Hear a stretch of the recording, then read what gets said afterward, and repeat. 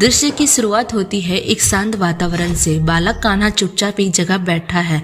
यशोदा मैया स्नान करने जाती है और बालक से कहती है कि यहीं बैठना, कहीं जाना नहीं। लेकिन जैसे ही माँ की नजर हटती है, पृथ्वी माता स्वयं एक दासी के रूप में प्रकट होती है। वह प्रभु के चरणों को नतमस्तक होकर प्रणाम करती है, भाव विभोर होकर कहती है, प्रभु आज आपने पहली बार अपने दिव्य चरण मेरे वक्ष पर रखे हैं, आज मैं धन्य हो गई।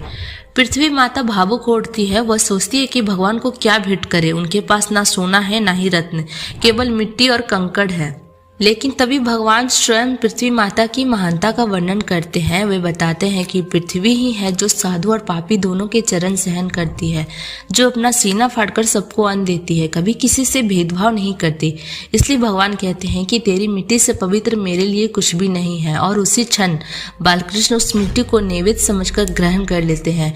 यहीं से दृश्य में एक हल्का हास्य और चौंकाने वाला मोड़ आता है। अचानक यशोदा मैया लौटती है। वह कान्हा को देखकर चौंक जाती है। उसके मुख पर मिट्टी लगी होती है। यशोदा मैया प्यार भरे गुस्से से कहती है, छी छी छी, कैसी सूरत बना रखी है, इतनी मिट्टी मुंह में भर रखी है। वह तुरंत कान्हा से कहती है, मुंह खोलो, दिखाओ कितना मिट्टी खाई है।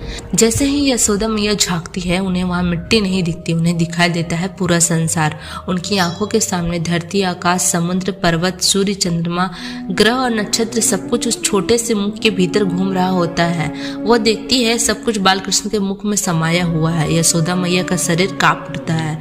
उन्हें समझ आ जाता है कि जिसे वह बालक समझ रही थी, वह संपूर्ण सृष्टि का स्वामी है।